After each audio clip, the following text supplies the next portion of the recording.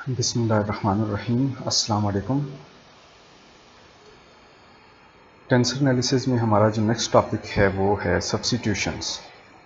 इसमें हम देखेंगे कि किस तरह हम मुख्तलिफ इंडेक्सेस को किसी दूसरी इंडेक्स के साथ रिप्लेस कर सकते हैं, सब्स्टिट्यूट कर सकते हैं। सो स्टार्ट करते हैं। सबसे पहले suppose it is required by substitution it is required to substitute yi is equal to aij xj in the equation q equals bij yi xj। अब हमने इस इक्वेशन को इस इक्वेशन के अंदर सब्स्टिट्यूट करना है। So disregard of remark to above would lead to a word expression like q is equal to bij aij xj xj। अगर हम इसको एज इट इज़, जिस तरह से हमारे पास Y I is equal to something like this है, तो इस वाई आई की वैल्यू अगर उठा के हम यहाँ पे इस तरह पुट कर देते हैं तो ये इक्वेशन हमारे पास आ जाएगी, जो कि गलत है। मेन केस में अब आप ये देख सकते हैं कि जे जो है वो आई थिंक 4 टाइम्स हमारे पास यहाँ पे रिपीट हो रहा है, और हमने इससे पहले कहा कि 2 से ज़्यादा दफ़ा किसी भी इंडेक्स को रिपीट नहीं होना चाहिए। So the correct procedure is first to identify any dummy indices in the expression to be substituted that coincide with incident occurring in the main expression। सबसे पहले हमने वो डमी इंडेसेस ढूंढनी है जो कि दूसरी इस इक्वेशन की इंडेसेस के साथ कंसाइड कर रही हैं। लिहाजा changing these dummy indices to character not found in the main expression, one may then carry out the substitution in usual fashion। Mean कि अब हमने वो जो डमी इंडेसेस होंगी उनको किसी और करेक्टर के साथ हमने रिप्लेस कर देना होगा, और उसके बाद हम सब्स्टिट्यूशन करेंगे। लेट्स से यहाँ पे आप फर्स्ट स्टेप देखिए कि हमारे पास ये dummy indices is J is duplicated. अब हमारे पास यहाँ पे ये डमी इंडेक्स जो है जे जो है वो डुप्लीकेट हो जाता था जब हम इसको पुट करते थे। तो लिहाजा change dummy index J to R. आपने इस इक्वेशन के अंदर जो डमी इंडेक्स है उसको हमने किसके साथ रिप्लेस कर दिया? आर के साथ रिप्लेस कर दिया। Y I is equal to A I R X R, इस तरह आपने इसको रिप्लेस कर दिया। उसके बाद आप ये देखिए क्यू इंटू बी आई जे हमने एज इट इज़ उसको लिख दिया। उसके बाद अगर आप यहाँ पे देखें इसको, आई थिंक मैं अगर थोड़ा सा जूम कर दूँ, सो उसके बाद वाई आई जो था उसकी जगह हमने अब वैल्यू पुट कर दिया, और उसके बाद एक्स जे जो था वो एज इट इज़ हमने लिख दिया। अब आप ये देखें कि A I R B I J X R X J. अब हमारे पास कोई भी जो इंडेक्स है वो 3 टाइम्स रिपीट इस इक्वेशन में नहीं हो रही। तो ये हमारे पास प्रोसीजर होगा किसी भी इक्वेशन में दूसरी इक्वेशन को सब्स्टिट्यूट करने का, कि सबसे पहले हम डमी इंडेक्सेस को किसी और करैक्टर के साथ रिप्लेस करेंगे। सो इस तरह हम आसानी से ये काम कर सकेंगे। नेक्स्ट अगर आप एग्जांपल नंबर 2 को देखें तो if Y I is equal to A I J X J express the quadratic form Q is equal to G I J Y I and Y J in term of X variables. X variables की form में आपने लिखना है। इसका मतलब है कि आपने ये जो वाई आई है और जी आपने इसको रिप्लेस करना है। First write Y I is equal to AIR XR and YJ is equal to AJSXS then by substituting। अब आपने ये किया कि YI को ये किया कि यहाँ पे आपने YI की जगह, मतलब यहाँ पे आपने YI था और आपने जस्ट R के साथ, ये जो आपके पास J था इसको आपने R के साथ रिप्लेस कर दिया। उसके बाद आपने जो नेक्स्ट काम आपने किया है वो ये देखें कि YJ इज़ इक्वल टू ए जे और साथ में आपका एस ए जे एस और साथ ही आपके पास एक्स एस। इन दोनों को रिप्लेस करने के बाद आपने इसके अंदर इसकी वैल्यू को जो है वो सब्स्टिट्यूट कर दिया। जब आपने इसको वैल्यू को सब्स्टिट्यूट किया तो G I J A I R X R A J S X S is equal to G I J A I R A J S X R X S. तो इस तरह ये चीज़ हमारे पास आ जाएगी। So next में अगर हम बात करें R Q is equal to H S R, where H S R is equal to ठीक है, आप इसको मतलब कि ये जो तीन आपके पास टर्म्स हैं, इन तीन टर्म्स को अगर आप मिला लें, इन तीन टर्म्स को मिला के आप HSR के तौर पे आप इसको लिख सकते हैं। और ये आपके पास यहाँ पे Q को जो अगर आप रिप्लेस करना चाहें तो आप फिर इसको इस तरह से रिप्लेस कर देंगे। मतलब कि इन तीन टर्म्स को आप इस तरह से लिखने के बाद, क्योंकि GIJ, AIR, AJS इनको आप रिप्लेस कर देंगे HRS के साथ। The following non identities should be carefully noted. अब आप ये देख लें कि इन चीज़ों को आपने याद रखना है कि इस तरह ये चीज़ें आपके पास वैलिड नहीं होंगी, लेकिन ये कुछ आइडेंटिटीज़ हैं जो कि आपके पास वैलिड हैं, इनको आप इस तरह से लिख सकते हैं। लेकिन ये आइडेंटिटीज़ अब आप यहाँ पे देख लें, इस तरह की कोई फॉर्म आपने नहीं लिखनी, आप जस्ट इनको रीड कर लें और आपको आइडिया हो जाएगा।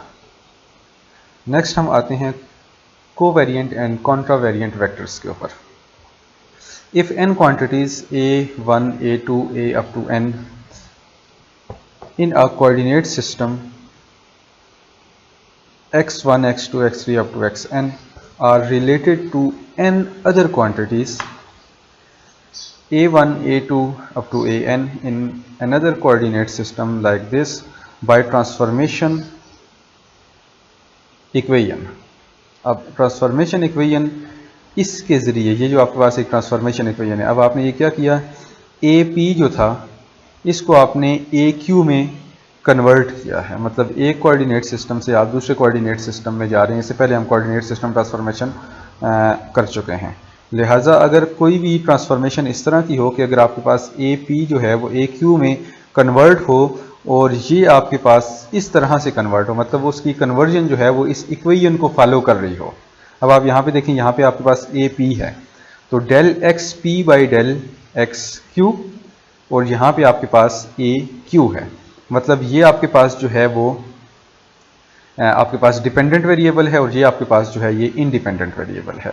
तो अब आप यहाँ पे भी ये देख सकते हैं कि आपके पास इसकी डिपेंडेंट वेरिएबल इंडिपेंडेंट वेरिएबल की जो आपके पास इंडेक्स है वो आपके पास यहाँ पे इसके साथ भी मैच कर रही है। मतलब ये ए क्यू ये और यहाँ पे पास आपके पास एक्स क्यू है। तो इस तरह की एक ट्रांसफॉर्मेशन आपके पास हो सकती है। Which by the convention adopted can simply be written as. अब आप इसको अगर कन्वेंशन ये अभी ऊपर हमने जो समेशन कन्वेंशन इसको रीड किया है उसके मुताबिक अगर आप इस सम को नहीं भी लगाते तो आप इसको इस तरह से लिख सकते हैं। क्योंकि हमारे पास ये जो क्यू है ये क्योंकि दो दफ़ा हमारे पास यहाँ पे इसमें रिपीट हो रहा है तो आपके पास ज़ाहिर है ये क्यू के ऊपर सम होगा जो इससे पहले हम स्टडी कर चुके हैं। लिहाजा अगर कोई भी ट्रांसफॉर्मेशन इस इक्वेशन को फॉलो करती है, जो कोई भी वेक्टर्स जो हैं उनकी ट्रांसफॉर्मेशन इस इक्वेशन को फॉलो करती है तो उसको हम कॉन्ट्रावेरिएंट वेक्टर्स कहेंगे, या उनको आप कॉन्ट्रावेरिएंट टेंसर्स का भी नाम दे सकते हैं। They are called components of contravariant vector और contravariant tensors of the rank of the first rank और फर्स्ट ऑर्डर। इस तरह से आप इनको कह सकते हैं कि ये आपके पास जो है फर्स्ट रैंक कॉन्ट्रावेरिएंट वेक्टर के कंपोनेंट्स हैं, या आपके पास ये फर्स्ट रैंक कॉन्ट्रावेरिएंट टेंसर्स हैं। उसके बाद अगर आप बात करें तो if n quantities like this in a coordinate system like this are related to n other quantities a1, a2 up to so on in another coordinate system x1, x2 up to xn by transformation equation like this। In transformation equations के ज़रिए अगर आपकी transformation होती है, अब इसमें अगर हम देख लें तो हमें आइडिया हो जाएगा कि ये किस तरह से किया हुआ है। तो आप यहाँ देखें कि आपके पास ए पी है और इसको आपने ए क्यू के अंदर कन्वर्ट किया है और उस केस में आपके पास del X Q by del X P. अब आपके पास यहाँ पे जो डिपेंडेंट वेरिएबल है उसकी इंडेक्स और आपके पास यहाँ पे इस वेक्टर की इंडेक्स जो है वो क्या हो रही है आपस में, या इस वेरिएबल की या इस कंपोनेंट की जो आपके पास इंडेक्स है वो आपके पास मैच हो रही है किसके साथ, डिपेंडेंट वेरिएबल के साथ, और इसके साथ इन दोनों की जो है वो इंडेक्सेस जो है वो मैच हो रही हैं। तो इस ट्रांसफॉर्मेशन इक्वेशन के ज़रिए अब उसमें हमारे पास जो है वो इंडिपेंडेंट वेरिएबल के साथ हमारे पास यहाँ पे मैचिंग थी और यहाँ पे हमारे पास कुछ इस तरह से, इनको आपको याद रखने का यह तरीका है।